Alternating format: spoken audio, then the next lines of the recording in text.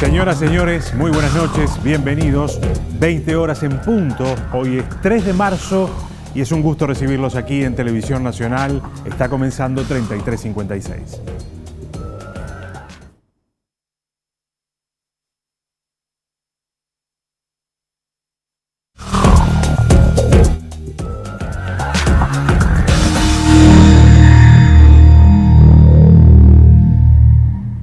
Comienza un tiempo distinto en el Uruguay después de 15 años de gobiernos del Frente Amplio, donde allá una muy frondosa legislación en materia laboral que tenía nuestro marco jurídico, se fueron incorporando nuevos avances en esa materia. Con el presidente del PIT-CNT, Fernando Pereira, vamos a estar conversando esta noche sobre lo que ha pasado y sobre la perspectiva hacia adelante, fundamentalmente. Seguramente son tiempos desafiantes para el movimiento social, para el movimiento sindical, y vamos a, de alguna manera, intentar ver qué es lo que puede ocurrir de aquí en adelante ante la asunción de un nuevo gobierno. También después tendremos aquí a Álvaro Padrón, un hombre de esta casa, con quien de alguna manera pondremos un pie en el Uruguay para mirar lo que pasa en la región, también en materia de relaciones laborales. Cómo en la región el mundo del trabajo está cambiando, cómo en la región los gobiernos se están relacionando con los trabajadores. Los dos invitados estos de esta noche aquí en 3356. Pero antes vamos a presentar un informe en el cual justamente vamos a ver algo de lo que hablábamos al comienzo. Una especie de resumen, de mirada sobre cuánto se construyó en materia de derecho laboral en estos años de gobierno del Frente Amplio, y después vamos a conversar con nuestros invitados.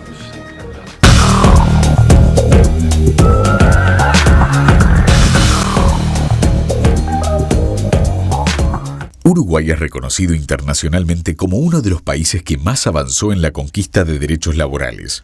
En los últimos 15 años se generaron más de 50 normas que reconocen y amplían los derechos de trabajadores y trabajadoras, según un informe publicado por el Instituto Cuesta Duarte. Durante ese periodo, fundamentalmente en la primera administración del Frente Amplio, se produjo un importante avance de la legislación del trabajo.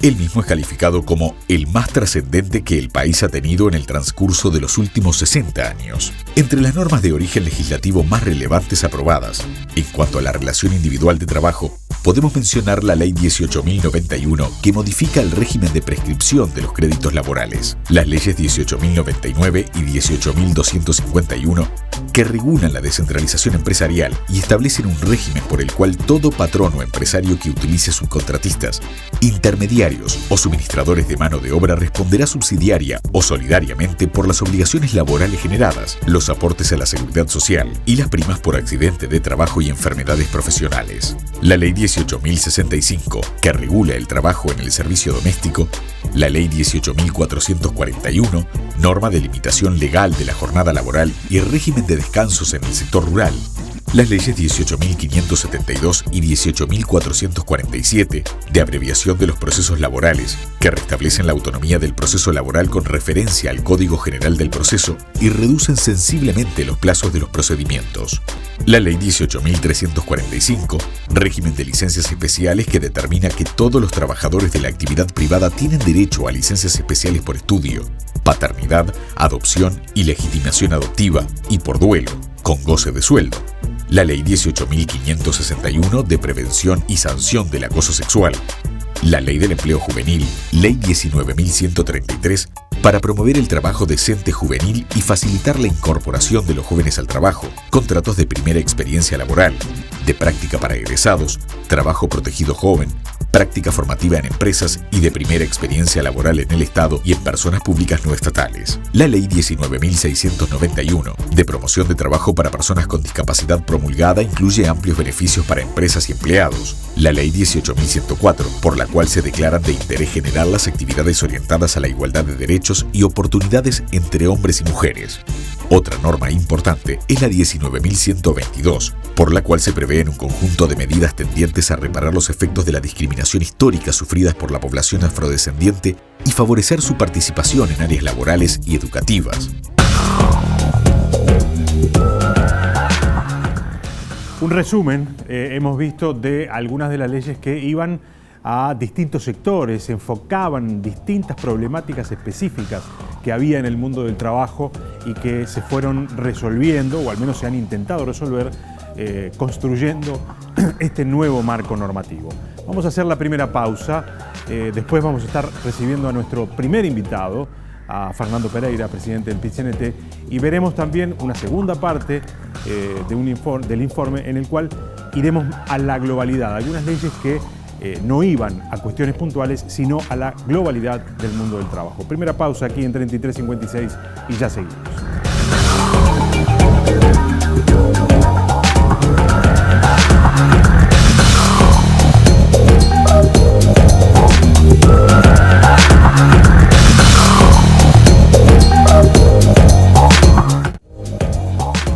Con respecto a la dimensión colectiva de las relaciones de trabajo, también se adoptaron varias normas legales fundamentales. La Ley de Responsabilidad Penal Empresarial, Ley 19.196, la Ley 17.940, que declara la nulidad absoluta de cualquier discriminación que tenga por fin menoscabar la libertad sindical de los trabajadores en relación con el empleo o con el acceso al mismo. La Ley 18.566, que instituye el sistema de negociación colectiva e incorpora al mismo los consejos de salarios.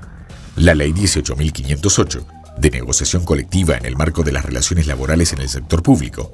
Todos estos cambios normativos fueron acompañados por modificaciones en el funcionamiento de los organismos vinculados al trabajo, con centralidad en el Ministerio de Trabajo y Seguridad Social.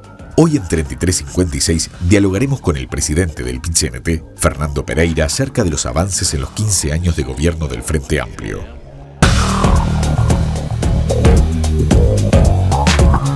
Fernando Pereira, gracias por acompañarnos esta noche. Un placer. Obviamente son 50 normas las que se aprobaron en este periodo, digamos, de 15 años. Por lo tanto, probablemente falte alguna allí en el informe. Pero Uruguay tenía ya una frondosa legislación en materia de protección del derecho de los trabajadores. Se incorporan estas normas de alguna manera atendiendo a reclamos que se hacen desde parte de los trabajadores, pero incorporando realidades nuevas que fueron surgiendo también, ¿no? Sin duda. Yo creo que el gobierno que termina va a ser recordado como uno de los mejores gobiernos de los últimos 80 o 90 años. En materia de relaciones laborales, sin duda, una revolución. Esto dicho por un dirigente del PIT-CNT puede ser visto como sesgado, pero esto es reconocido por el director de la OIT anterior, Somavia, un chileno, que estuvo muchos años al frente de la dirección, y por Ruth Ryder, actual director de la OIT. Es decir, el Uruguay es un modelo a seguir por el resto de América Latina, ha manifestado en más de una oportunidad, en función de la calidad democrática de la negociación, de la importancia del diálogo social, de la negociación colectiva y de la cantidad de acuerdos que se han llegado, más de 80% en todas las rondas. Y esto hay que poder analizarlo con sobriedad, digamos, y con profundidad. El Uruguay ha mejorado sus retribuciones en casi 60% en estos últimos 15 años. Pero si miramos con detenimiento aquella frase que largaba Juan Castillo en su momento como coordinador del PIT-CNT, vamos a preocuparnos por mejorar los salarios, decía, pero vamos a poner mayor hincapié en los salarios más bajos. Y ahí miramos, por ejemplo, qué pasó con la policía, se multiplicó casi por 13 el salario. ¿Qué pasó con las maestras? Se multiplicó por 12 el salario. ¿Qué pasó con las auxiliares de comedor de las escuelas? Se multiplicó por 2,5. ¿Qué pasó con las trabajadoras de la limpieza, de la seguridad? Se multiplicó por 13 el salario. ¿Qué pasó con los peones rurales? Se multiplicó por 4 el salario. Y esto también está en el haber de la negociación colectiva. Es decir, fuimos capaces que en el medio del crecimiento económico, de la distribución, a compasar también de manera mucho más potente el salario mínimo y los salarios más postergados de la sociedad uruguaya que algunos de los que ya mencioné, ¿no? Vamos a ir y venir con lo que pasó, con lo que probablemente pueda pasar y con algunos análisis de esos números que recién ponías arriba de la mesa. Algunos analistas han señalado que digamos, la expansión del salario de alguna manera explica en parte la actual situación de retracción del mercado de trabajo. Es decir, parece ser ahí o parece estar allí una de las explicaciones por las cuales en los últimos 5 o 6 años se perdieron 50.000 puestos de trabajo. ¿Ustedes coinciden con ese análisis? Bueno, ¿cómo se explicaría con esta tesis cómo se crearon 300.000 puestos de trabajo entre el año 2005 y el año 2014? Porque entre 2005 y 2014 estuvo tal vez el mayor crecimiento salarial de todos los últimos 40 años. Sí, podrían decir que también ¿y cómo se expandió 300.000 paralelo puestos al de mayor trabajo? crecimiento de la economía del y país. Cuando la economía dejó de crecer a esos ritmos, ¿usted cree que el salario siguió creciendo a esos ritmos? ¿O los convenios fueron adecuándose al crecimiento de la economía? Porque esta es una pregunta que hay que formulársela y responderla también con sinceridad. El último convenio colectivo no es un convenio de enorme crecimiento, es un convenio de empate en un país que tiene un crecimiento económico muy modesto. Si el crecimiento económico fuera de 4 o 5 puntos, naturalmente que habría un movimiento sindical potente y pujante reclamando que el salario siga creciendo. De todas maneras, hay que tender a que el salario crezca. Ahora, todo el mundo dice que hay unos cambios en el mundo del trabajo, esto lo afirmamos todos, yo también, sí. Que más que una época de cambio, se trata de un cambio de época, dice Enrique Iglesias. Y esto supone que en 3 años se hayan construido más conocimiento que en el resto de la historia de la humanidad. Y esto no impacta en el empleo. La falta de inversión, producto de la crisis mundial, y bueno, ahora del coronavirus, pero de muchas otras crisis que ha atravesado el capitalismo a lo largo de estos últimos 4 o 5 años, no impacta en el empleo en el Uruguay. Aún así, si uno mira la economía uruguaya, la compara con la economía paraguaya, argentina, brasilera, la región, obviamente la economía uruguaya, todos los presidentes de América Latina quisieran recibir el país que recibe la calle Pou. Esto es objetividad, no es colocarme de un lado del mostrador. Recibe un país que tiene una democracia plena, que negocia colectivamente sus salarios y sus condiciones de trabajo, que tiene crecimiento económico en los últimos 17 años, que tiene el mayor PBI per cápita y que tiene dificultades para resolver. Ahora, digamos, sencillamente, hay muchas razones por las cuales el mundo no comprende el cambio del signo de gobierno, sobre todo por los datos que da Uruguay, ¿no?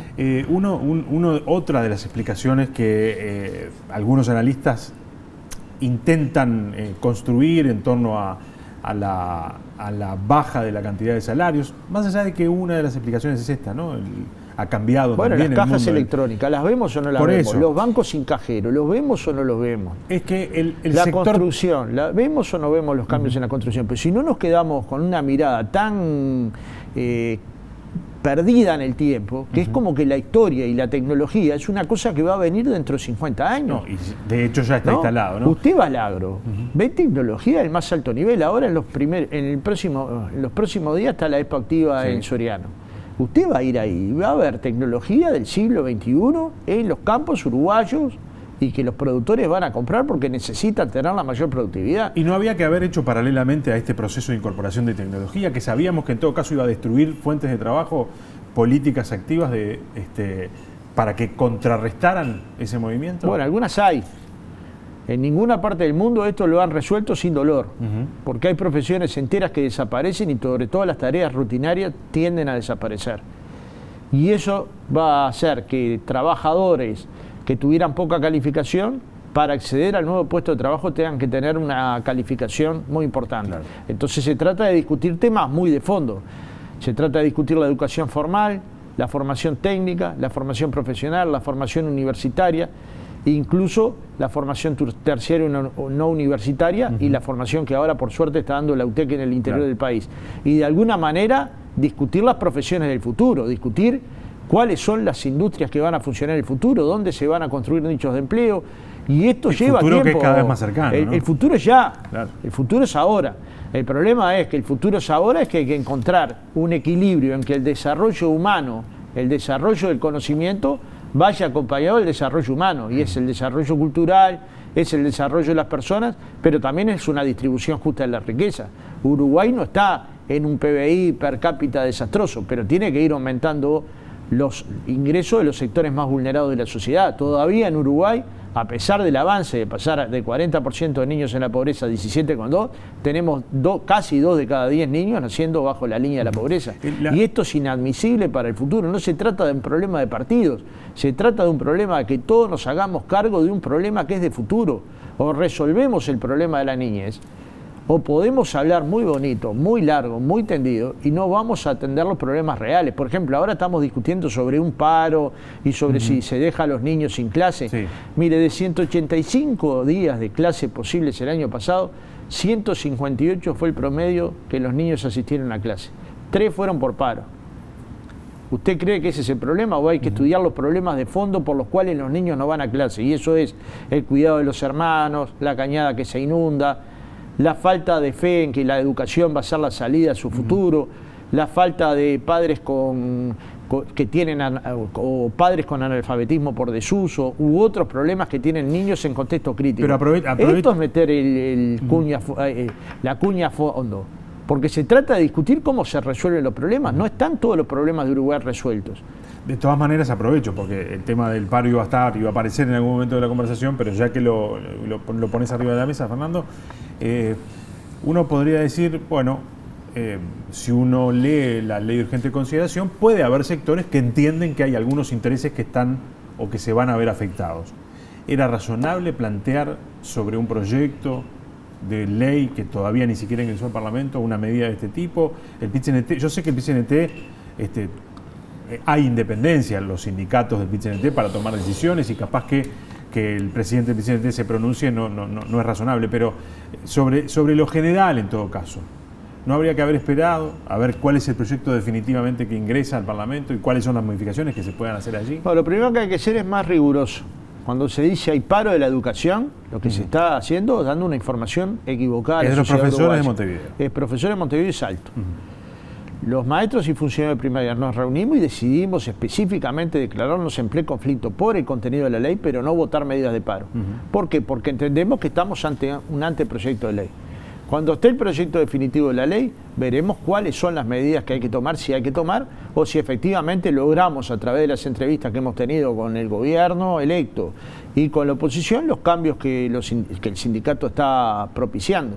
Y por otro lado, le hemos reclamado al gobierno que levante el rótulo de urgente consideración, porque no se puede discutir en 90 días temas de la seguridad pública, cambios jurídicos, eso no va a ocurrir. Eso no va a ocurrir, pero lo vamos a demandar, porque digamos, las cosas uno las puede hacer bien o las puede hacer mal, pero tiene que saber que las está haciendo mal. Hay un acuerdo entre el Parlamento y el Instituto de Ciencia Política de la Facultad de Ciencias Sociales que indica que un procedimiento negativo para la calidad democrática es la ley de urgente consideración y en particular las que son leyes de ómnibus. Entonces, si ese debate tiene poca calidad democrática, si ese acuerdo arrojó como resultado que este instrumento no es el instrumento más adecuado para tratar estos temas de este volumen, lo ideal sería que se trataran adecuadamente en cada comisión, convocando a los expertos, convocando a los académicos, convocando a las organizaciones sociales y después laudando, porque finalmente el Parlamento tiene que laudar en algún momento, pero el laudar así, atropelladamente, es una forma, desde mi punto de vista, errática de comenzar un periodo parlamentario. Aún así, si lo hacen, después hay otros pasos que los sindicatos tenemos que analizar.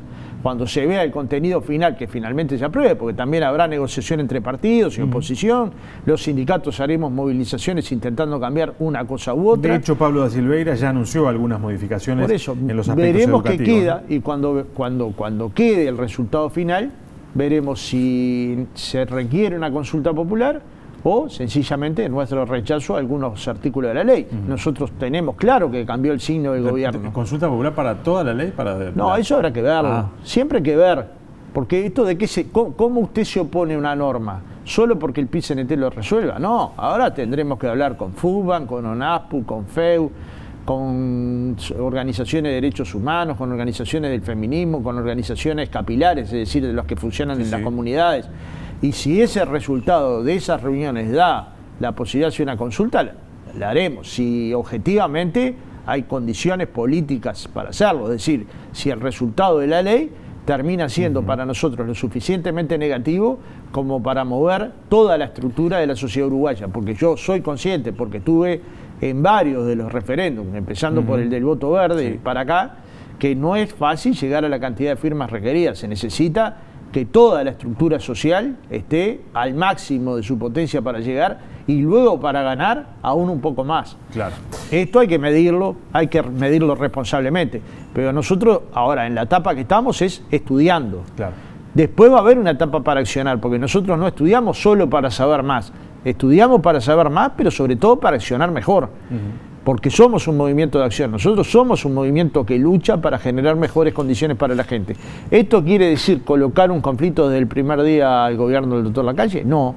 Esto quiere decirle a Lacalle, tiene que tener los oídos lo más abiertos posible, porque hay reclamos de las organizaciones más potentes de la sociedad que van en contrario a la dirección que están planteando, ¿no? Vuelvo a uno de los temas que hablábamos al comienzo, los consejos de salarios, la OIT que viene reclamando ya desde hace un tiempo algunas modificaciones a la negociación colectiva. Hubo un pronunciamiento hace relativamente poco tiempo de la Comisión de Expertos en Aplicación de Convenios y Recomendaciones que realizó un informe de seguimiento que dice textualmente: la Comisión lamenta observar que a pesar de sus reiterados comentarios, así como de las recomendaciones del Comité de Libertad Sindical, el proyecto de ley no plantea modificaciones. Estoy hablando del proyecto de ley que el Poder Ejecutivo mandó al Parlamento a partir de las últimas modificaciones que pidió y que solicitó la OIT.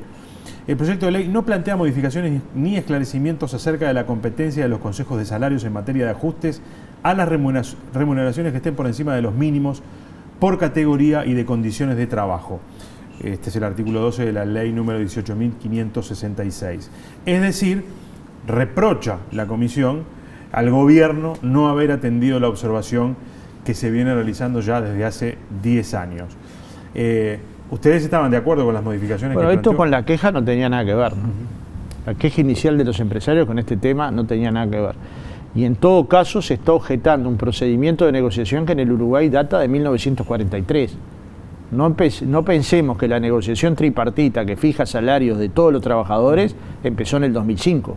Empezó en el 43. Yo parto de la base que el Comité de Expertos y la Comisión de Normas no ha estudiado en detalle los informes que ha presentado el movimiento sindical en torno a cómo se ha negociado históricamente en el Uruguay. No son 5 años de historia, son 70 años de historia, mucho más que 70 años de historia. Entonces, de alguna manera la OIT acá lo que está obviando es un criterio que ha posibilitado que los uruguayos negocien por encima del 90% y apoya regímenes de negociación colectiva que no llegan al 25%. ¿Esto puede ser lógico? ¿Puede ser entendible por una organización que se supone que promueve el tripartismo? ¿O es parte de la falta de rigurosidad que ha tenido para analizar este tema y además de ser la única queja que hay empresarial? Imagínense en el mundo cuántos países más injustos en materia de cumplimiento de normas hay que Uruguay. ¿Por qué colocan a Uruguay y en cada caso se nombra Uruguay? Es porque efectivamente somos esa oveja negra que molestaba, ¿no? Y vamos a tratar de seguir molestando. Y bueno, en cierta medida porque hemos conquistado un conjunto de derechos que más que frondoso son potentes. Claro. Porque podría ser enorme y poco potente, pero son relativamente pequeños, pero muy potentes en la calidad y la cantidad de derechos. Pero ¿acaso queremos tener una sociedad con más derechos o con menos derechos? Y esto es lo que tenemos que fijarnos. A los trabajadores del canal, ¿les gustaría que no se laudara los salarios cada un año o cada 6 meses? La totalidad de los salarios, y que se laudaran solo los mínimos de los salarios. A los trabajadores que me están escuchando, ¿les gustaría que dijeran, bueno, los mínimos de categoría van a aumentar tanto por ciento, los otros, lo que resuelvan? Y bueno, y si se retira a un sector empresarial de la negociación colectiva, como pasó esta vez en el sector rural, ¿quién lauda? ¿Cómo se lauda? ¿Solo por el conflicto? ¿Esa es la sociedad que queremos promover? Esto a lo que nos invita la Comisión de Normas de la OIT, yo creo que es errático, muy errático, ha sido muy bien fundamentado por los abogados del PICNT, lo hemos presentado en tiempo y forma. Cuando hablamos con los expertos de la OIT, en la OIT parecen entendernos, pero cuando escriben de esta otra manera, ¿no? Los empresarios... En un mundo que se ha derechizado mucho en materia de relación tripartita, ¿no? Claro. Los que vamos a OIT desde 2005... sabemos que ya hay muchos países que plantean la duda de si existe el derecho de huelga. O sea, imaginemos en qué extremo de delirio estamos, ¿no? Claro. Estamos, ¿no? En el Uruguay, de alguna manera, los empresarios cuando deciden ir a la OIT y, digamos, poner esta queja arriba de la mesa, de alguna manera señalan, argumentan que en los últimos años el fiel de la balanza, el Estado, que debería ser el que garantiza negociaciones con resultados positivos y sin estar, digamos, inclinando la balanza hacia ninguno de los lados, ha actuado en el sentido de recostarse hacia el costado de los trabajadores.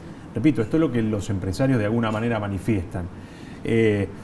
¿Cuál deberá ser, aparte de este reclamo de los empresarios, cuál deberá ser de acá en adelante el rol del Ministerio de Trabajo? El Ministerio de Trabajo ha cambiado, tenemos nuevo ministro. ¿Tiene que ser una especie de fiel en la balanza que no se mueva de ahí? ¿O deberá tener de alguna manera la posibilidad de moverse, fundamentalmente, uno piensa, hacia el lugar que está el actor más débil? El que quiere tratar a diferentes como iguales hace la peor diferencia del mundo, ¿no? O sea, el gobierno tiene que actuar para proteger los intereses de los más débiles de la sociedad y en la relación entre capital y trabajo, tratar de construir las condiciones para que los trabajadores vivan dignamente de su empleo. ¿Eso quiere decir colocar condiciones inaceptables? No, pero ¿cuáles son las condiciones inaceptables? ¿Es que acaso Uruguay no ha tenido rentabilidad? ¿Es que acaso el Producto Bruto Interno no ha crecido? Bueno, ¿No es que acaso la rentabilidad empresarial no ha sido importante? Vienen diciendo, y ¿no? esos 20.000 millones de dólares son cada vez más esos 20.000 millones de dólares que están en el exterior colocados por uruguayos, ¿qué son? ¿Magia? ¿Arte de magia? ¿O lo construyeron en el Uruguay y lo depositaron fuera? Pagamos, parto de la base que esa riqueza se generó acá. ¿Es magia? ¿O es producto de un momento donde les fue bien? Efectivamente bien. Lo que pasa es que cuesta reconocer cuando les va bien. Ahora hace 4 o 5 años que la economía está con crecimientos muy leves. Pero ¿acaso si en estos 4 o 5 años con crecimientos muy débiles se ha tenido una actitud dura, no razonadora, no se ha tenido en cuenta la situación económica del país para firmar los convenios? ¿O se ha tenido? Se ha tenido una actitud responsable. ¿Eso quiere decir no pelear por las condiciones de los más débiles? No, también al mismo tiempo se ha tratado de mejorar el salario mínimo. Es que hay personas que pretenden que los demás vivan con 20.000 pesos. ¿Es posible vivir en Uruguay con 20.000 pesos? Yo creo que no. Entonces, como creo que no, creo que esa pelea sigue vigente. Parto de la base de que estamos ante un ministerio que es dialoguista, tanto Mieres como Aristi. Y conozco a Teijeiro también, no conozco a los demás miembros, pero los voy a ir conociendo en estos días. O no conozco o no me acuerdo, pero los voy a ir conociendo en estos días. Parto de la base que tener un Ministerio de Trabajo dialoguista es una cosa interesante, importante. Me ha tocado tener en los gobiernos tradicionales dialoguistas como Piñeirúa o como Pérez del Castillo, y me ha tocado tener no dialoguistas. Y sé la diferencia enorme que significa. No nombro a los dialoguistas porque es parte del pasado que no tiene sentido traerlo hoy. No quiero colocarme en esa polémica. Si no quiero colocar la diferencia en que pueda haber entre un ministerio que dialogue, que busque alternativas, que busque soluciones cuando haya dificultades, que a un ministerio que esté obcecado, ¿no? Más allá de que la polémica en la campaña y también ahora en las últimas horas se ha como puesto de nuevo arriba de la mesa sobre ocupaciones sí, ocupaciones no. El PIT-CNT imagino que no va a ser tampoco foco en esto porque no es una herramienta que se ¿Sabes cuántas hubo en el año 2019? No 10. Recuerdo. 10. 2019, 10. ¿Sabes cuántas fueron privadas? 4. ¿Sabes sobre cuántas empresas posibles de ser ocupadas? 100.000. 4 sobre 100.000, urgencia nacional. Yo no sé cómo la calle Mieres pueden explicar que esto tiene urgencia nacional. Puede estar adentro de una ley de urgente consideración de una urgencia nacional cuando fueron 4 en 100.000. Ahora, si vamos a buscar las razones... Si se entiende que viola alguno, digamos, quien entiende que esto viola algún derecho, y bueno, lo puede considerar como urgente. Pero está, sí, ¿no? Sí, está bien. No creo que se legisle globalmente como urgente por 4 casos en 100.000 en ninguna parte del mundo. La verdad que no lo creo. Pero si alguien dice que lo hace, me tiene que traer como mínimo un precedente. Mire, acá tengo un problema que afectó a 4 cada 100.000 y yo coloqué esta norma general, de carácter general y urgente para consideración del Parlamento. Yo no conozco. Pero además la ocupación es un derecho. En sí mismo ellos sostienen que es un derecho. Ahora, cuando va a mirar los 4 o los 10 del año anterior, resulta que hay, por ejemplo, los cítricos que no pagaron toda la cosecha. ¿Y quién juzga a los empresarios cítricos que no pagaron a los trabajadores durante toda la cosecha? O sea, los trabajadores trabajaron y no cobraron. ¿Quién los juzga? Cuando despiden trabajadores sin ningún motivo, ¿quién juzga a esos empresarios? Cuando se despide un dirigente sindical porque se le ocurre al dueño de la empresa, que son las causas de la ocupación. Cuando una empresa quiere sacar las máquinas de noche, y eso implica después no cobrar los créditos laborales, ¿quién juzga este tipo de conductas? Cuando un empresario desaparece y aparece en otra parte del mundo. ¿Por qué se juzga en este caso siempre al oprimido? No tendríamos que tomar ocupación por ocupación y decir, vamos a analizarlas una por una. Yo tengo empresa por empresa. Y si nos equivocamos nosotros, nos equivocamos, porque esto puede suceder. ¿Planteó hacer este ejercicio con el ministro? Pero claro que se lo he dicho. Y le he dicho que es errático votar una regla general, porque las ocupaciones van a estar igual. Por este motivo, la huelga no es hija de una ley. La ley es hija de una huelga. Primero estuvo la huelga y luego la ley que la habilitó y la Constitución que la respaldó. Entonces, querer transformar esto en otra realidad es absolutamente absurdo. Las sociedades van cambiando porque la gente se moviliza, reivindica, sueña, transforma, revoluciona e intenta generar una condición de mayor felicidad. ¿Nosotros vamos a renunciar a la pelea por mayor felicidad porque haya un artículo en una ley? ¿Alguien cree que eso va a pasar? Entonces, como dije más de una vez, es generar una pequeña fabriquita de conflictos innecesarios, evitables.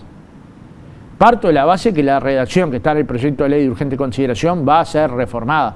Y cuando esté reformada, veremos qué es lo que queda. Pero no estoy de acuerdo en satanizar la ocupación, como no estoy de acuerdo en satanizar las medidas sindicales, porque esta es la herramienta de los más débiles para conseguir conquistas. Y me dirán los trabajadores no huelguistas, y los trabajadores no huelguistas, ¿qué derecho hay que garantizarle? El trabajador no huelguista que quiere venir al canal el día que no hay huelga, viene y trabaja. ¿Cuál es el problema? También viene y cobra los beneficios que gana los trabajadores del canal, ganan el conflicto, ¿no? Nunca se queja de los logros, se queja de las medidas, pero será parte de sus problemas de conciencia que tendrá que analizar él consigo mismo. Nosotros no hemos hecho nada contra eso, simplemente hemos tratado de arrancar derechos para los más débiles, para los más vulnerados y para los trabajadores. Y eso es parte de lo que vamos a seguir haciendo, con responsabilidad, meditando cada acción, sin poner palos en la rueda, porque claramente nosotros necesitamos que le vaya bien al país para que nos vaya bien a nosotros, pero esa no es una condición única, porque en otros momentos del país, al país le fue bien y a los trabajadores muy mal. Para ser claro, década del 90. Crecimiento económico expansivo, concentración de la riqueza, exclusión, y no le quiero decir cómo terminó esa película porque terminó con la peor crisis, aquella del 2002, ¿no? También quienes analizan el mercado del empleo hoy entienden que el sector privado ya hizo un ajuste, el sector público no lo hizo, dicen, eso le genera al país costos que son muy altos y esos costos terminan, en definitiva, siendo una barrera, un freno para el desarrollo y por lo tanto un freno para la construcción de nuevos puestos de trabajo. Digamos, ¿se explica el problema porque el Estado, porque desde la perspectiva del PCNT, quiero decir, porque el Estado hoy es grande y es pesado? Mire, se puede explicar por esto. Un policía hoy gana 3 veces más de lo que ganaba. Ahora, el salario del policía son 30.000 pesos, un poco más de 30.000 pesos. ¿Es un salario importante? ¿Se puede bajar este salario? El salario maestro duplicó, pero el salario maestro anda en torno a los 30.000 pesos cuando los primeros 4 años de carrera. Entonces, ¿qué le quiero decir con esto? El gasto del Estado se da en muchas direcciones. Todo lo que el Estado financia al sector privado, ¿alguien lo quiere analizar en esta mesa? Todas las renuncias fiscales que hay en el Uruguay para que el sector productivo tenga mejores posibilidades, ¿alguien cree que no es un gasto del Estado? Entonces el Estado no son 20 cosas, una cosa sola, son 20 cosas. Sin embargo, lo que se pide analizar, ¿cuál es? El gasto social. ¿Cuál es el gasto social? El gasto educativo, el gasto en salud, el gasto en vivienda, el gasto en el Ministerio de Desarrollo. Y después usted tiene las empresas públicas, ¿las quiere potentes o las quiere débiles? Entonces ahí hay una discusión muy profunda sobre el Estado. En cierta medida con Conrado Ramos, que ahora lo designaron para servicio civil, hemos discutido muchas veces cómo potenciar el Estado. Y probablemente pueda surgir un diálogo razonable con los trabajadores de COFE y con las empresas públicas para cómo potenciar el Estado. Pero un Estado débil solo trae peores condiciones para los sectores vulnerados de la sociedad. Si usted se fija en el mundo, ¿cuáles son las dos condiciones para que la gente esté mejor, para que la gente tenga una mayor convivencia, para que haya una sociedad más integrada? Tienen que pasar 2 cosas. Un gasto social importante, cualquiera de los países nórdicos o de Europa tienen un gasto social muy importante, una carga impositiva que no le voy a ni contar, y además sindicatos fuertes. Y estas condiciones hay que tratar de pelearlas. ¿Es fácil? No, no es fácil. Yo hace 30 años que estoy en esto y a veces me parece que damos 10 pasos y a veces me parece que damos 2 pasos hacia atrás. Pero lo importante es no perder el camino, no perder el rumbo. Nosotros tenemos una tarea en la sociedad y nuestra tarea en la sociedad es tratar de que los trabajadores puedan vivir dignamente de su trabajo. ¿Esta es la única tarea? No, tenemos que ser además escudo de los débiles, no voz de los débiles. Porque los débiles o las personas que están en situación de debilidad económica tienen que tener su voz propia, pero tenemos que tratar de ayudar a aquellas personas que están hoy en situación de pobreza a que salgan de la misma. Y en esta tarea, ¿tenemos que estar solos? No, tenemos que estar con todos los que estén de acuerdo con determinados de estos, con muchos de estos postulados. ¿La vivienda popular la tenemos que empujar en este periodo o no? Si decimos que hay 190.000 personas, yo no sé exactamente cuánto hay viviendo en asentamientos, ¿tenemos que actuar para disminuir esa cantidad de personas en asentamiento o no?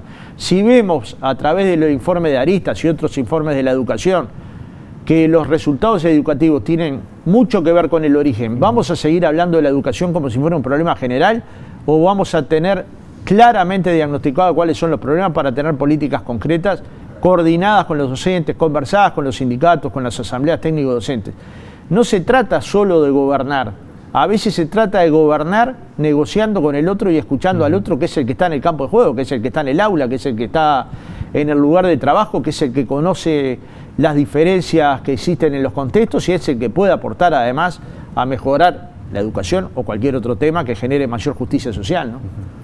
Fernando, gracias por habernos acompañado. No, un placer. Un gusto. Vamos a, de alguna manera, parándonos en esta conversación que tuvimos hoy recién, ver qué está pasando en la región en materia de relaciones laborales, cómo los trabajadores de nuestra América Latina están avanzando o no. Igual a mí me gustaría dejar 2 guiños que hizo, para mi gusto, ¿no?, que hizo Luis Lacalle Pou en el discurso de la Asamblea General. Uno vinculado a un reclamo que se ha formulado por el movimiento sindical, también por el equipo de representación de los trabajadores en el BPS, que es que la negociación sobre seguridad social no solamente fuera de expertos de los partidos políticos, sino también de las organizaciones sociales, claro. Y en su discurso lo mencionó. Vamos a ver eso cómo queda plasmado. Y la segunda, el respeto de la autonomía de la educación, que esto es la autonomía de la ANEP y de la universidad, que son aspectos importantes para los trabajadores de la educación. También vamos a ver cómo quedan plasmados. Y también una cuestión que se ha dado en este tiempo es que ha sido un gobierno de diálogo. Yo no puedo decir que tengo dificultades para dialogar ni con el presidente ni con el secretario de la presidencia. Obvio que hemos tenido diferencias, obvio que las hemos expresado respetuosamente y estas diferencias podrán seguir. Pero lo cierto es que más tarde o más temprano siempre hay que tener los espacios donde dialogar y resolver las dificultades que vayan surgiendo. Es la única manera de resolver los asuntos. Yo no conozco otra. Conversar, conversar y conversar. Yo no conozco otra. Gracias por haber venido. A las órdenes. Señores, hacemos una pausa. Ya se viene Álvaro Padrón aquí a la mesa de 3356.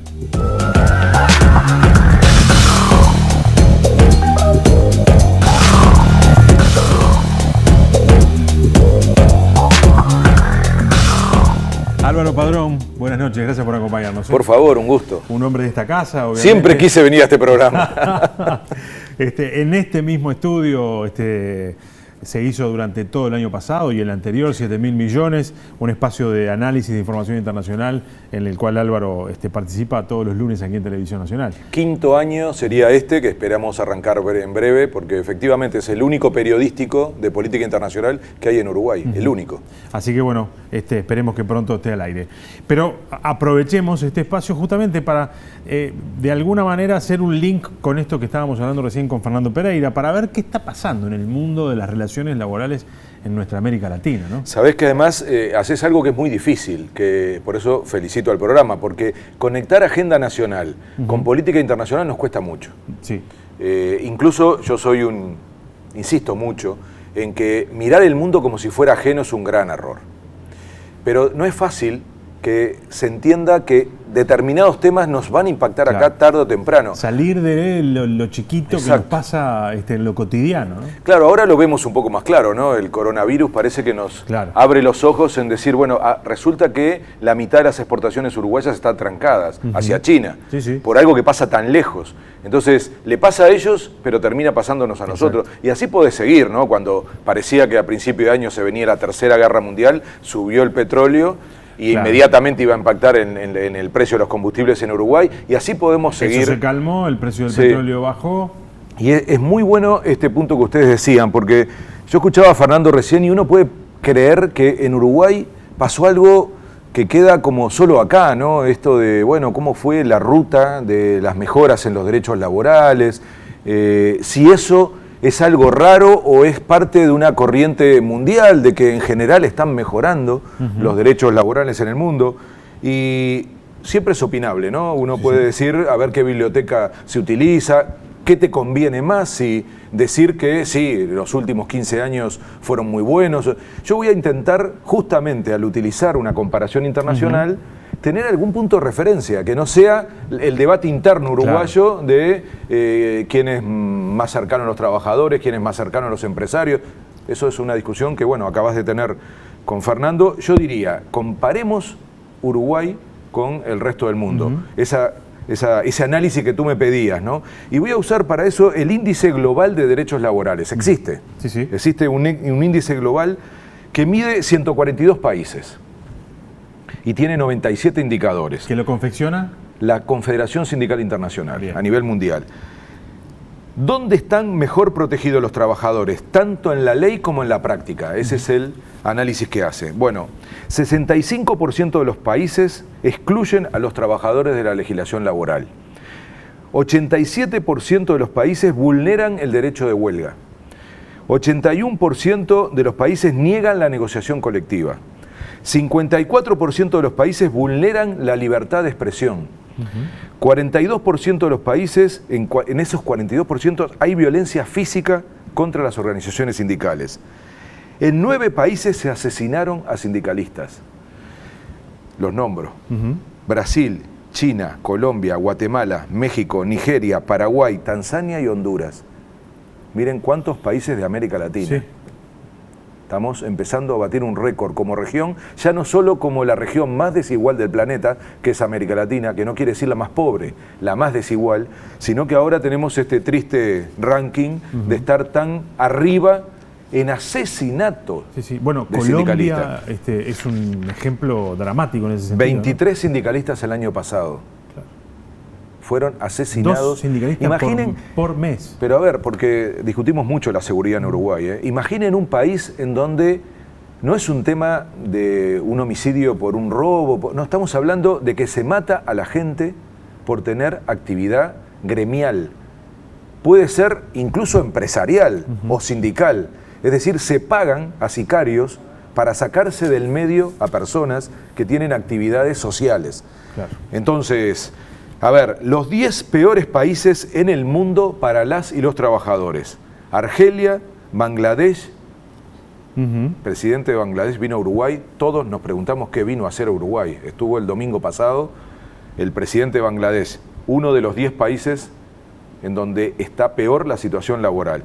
Egipto, Filipinas, Turquía, Arabia Saudita y ahí viene Colombia, Guatemala y entra a esta lista en el 2019 Brasil, que no estuvo nunca en esa lista. Y ahí empezamos a entender, alguien puede decir, ¿por qué ICNT cuestiona la venida de Bolsonaro? Porque, no sé si lo dijo Fernando, porque me perdí una parte, pero en Brasil acaba de haber una ley, una reforma de la legislación laboral y de la seguridad social que quita los derechos de las y los trabajadores y de las y los jubilados, no en relación a los últimos 15 años, en relación a los últimos 50 años. Y esto es una cosa que quiero decir, no estamos hablando de las conquistas laborales del ciclo progresista solamente. Claro. Hay una historia en varios de nuestros países, sobre todo en el Cono Sur, de una legislación laboral. Brasil, Uruguay tiene una frondosa legislación de protección a los trabajadores, ¿no? Absolutamente. Entonces, en esta lista, obvio, los 10 peores países, si aparecen que en Colombia matan 23 sindicalistas, obvio que iba a estar en la lista. Si en Brasil acaban de aprobar la legislación, la reforma laboral más atrasada, más conservadora, que retrocede en los derechos en la historia de Brasil, imaginen si no va a estar en esta lista.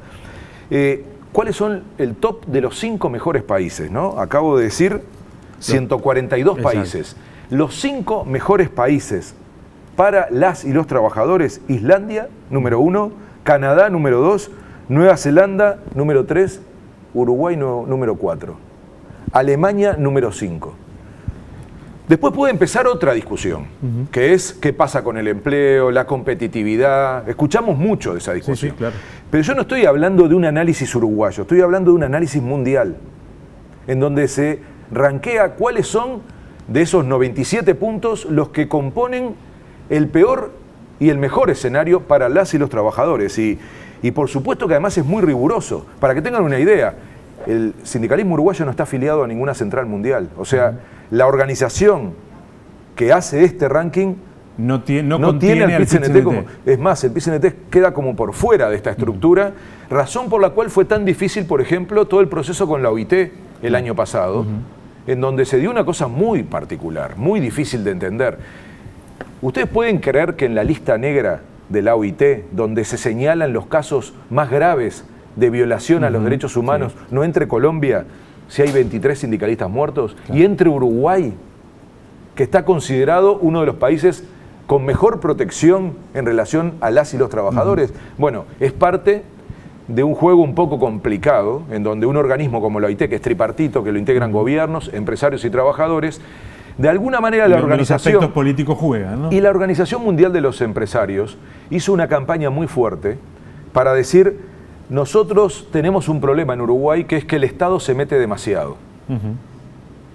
La gran discusión no fue lo que en Uruguay medio se dijo como que se habían desequilibrado las relaciones laborales y se favorecía demasiado a los sindicatos, cosa que, bueno, es un debate que habría que dar, ¿no? Porque si un gobierno opta por favorecer a la mayoría de la población, que son los que trabajamos, no parecería tan extraño, ¿no? Pero bueno, ahí hubo un relato que no fue, sin embargo, el que tomó la OIT. El que toma la OIT es el Estado interviene demasiado. La negociación colectiva debería ser básicamente entre empresarios y trabajadores.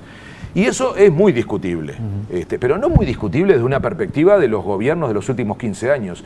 Esto lo dijo hace 100 años un presidente uruguayo, que además fue el que decidió que Uruguay fuera el primer país en el mundo en aprobar el primer convenio de la Organización Internacional del Trabajo, que fue el convenio de 8 horas. Claro. Estoy hablando cuando en el mundo se trabajaba 12, 13, 14 horas. Hoy nadie lo puede imaginar. Claro. O mejor dicho, la gente que trabaja así es porque no le alcanza el salario, porque tiene que tener 2 trabajos, pero en aquella época era normal. Claro. Que se ganara muy poco por trabajar 13, 14, 15 horas. Bueno, hay mártires, los mártires de Chicago. La razón por la cual se festeja el 1 de mayo, el Día de los Trabajadores, es por los mártires de Chicago que pelearon en Estados Unidos por la ley de 8 horas. Uruguay fue el primer país que aprobó ese convenio y fue José Valle y Ordóñez, que decía que el Estado es el escudo de los pobres y los trabajadores. Para que veamos que la discusión no es tan ubicado en el último periodo, en esto de quién hizo poner a Uruguay en este estándar de relaciones laborales.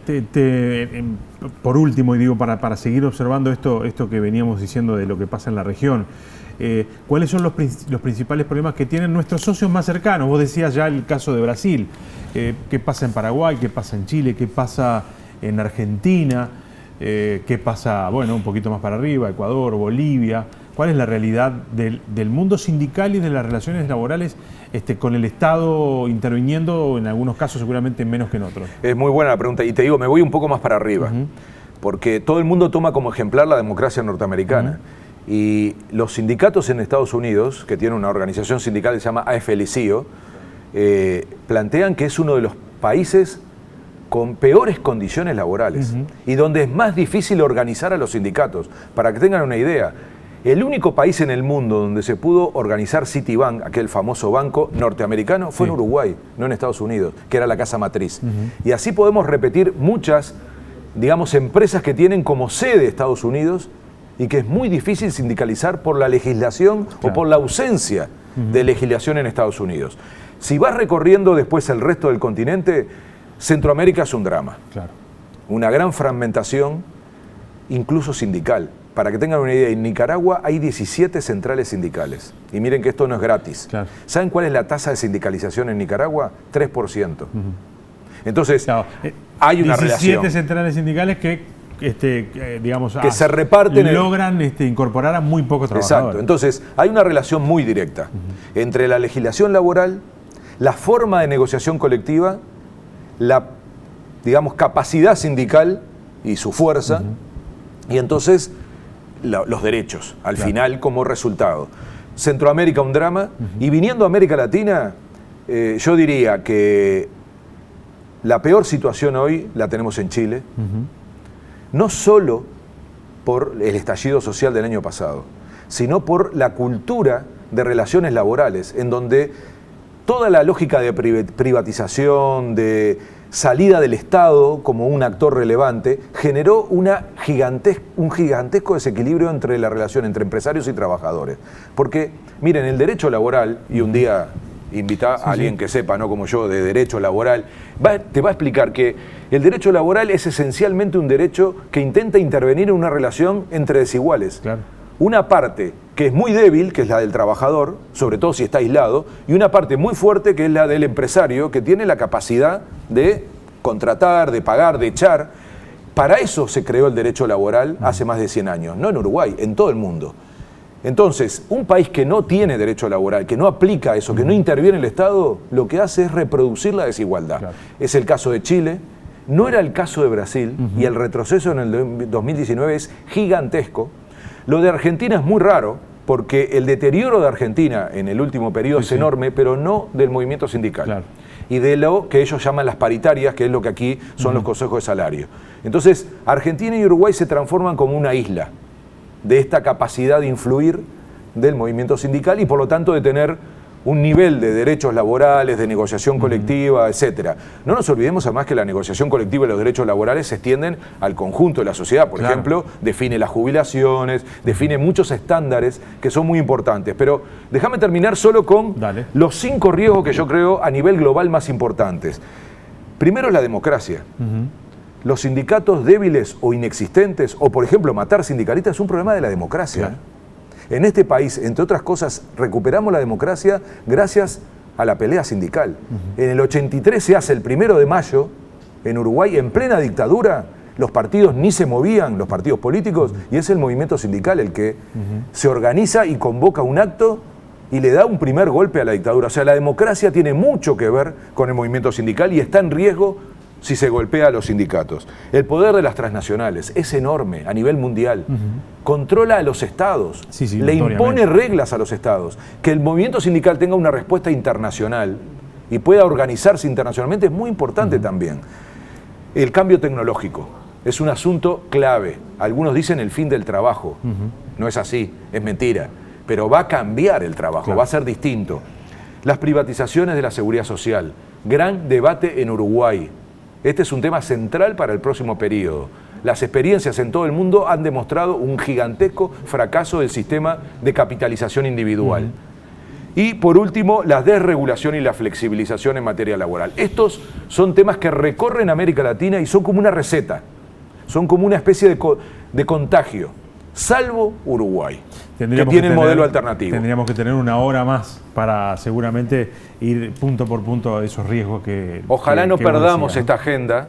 Yo confío en que no se va a perder. Es lo que se ha dicho en las declaraciones del nuevo gobierno y creo que eso nos hace diferentes, permite que aquí se crezca con distribución de la riqueza. Gracias por haber venido, Álvaro. Un gusto como siempre. Señores, con ustedes nos estamos reencontrando el viernes que viene. El domingo es 8 de marzo. Se realiza la marcha del Día de la Mujer. Marzo es el mes de la mujer. El viernes vamos a estar conversando con la nueva directora de InMujeres, Mónica Botero, y con las organizaciones que están de alguna manera al frente de la movilización del próximo domingo. Que tengan una buena semana.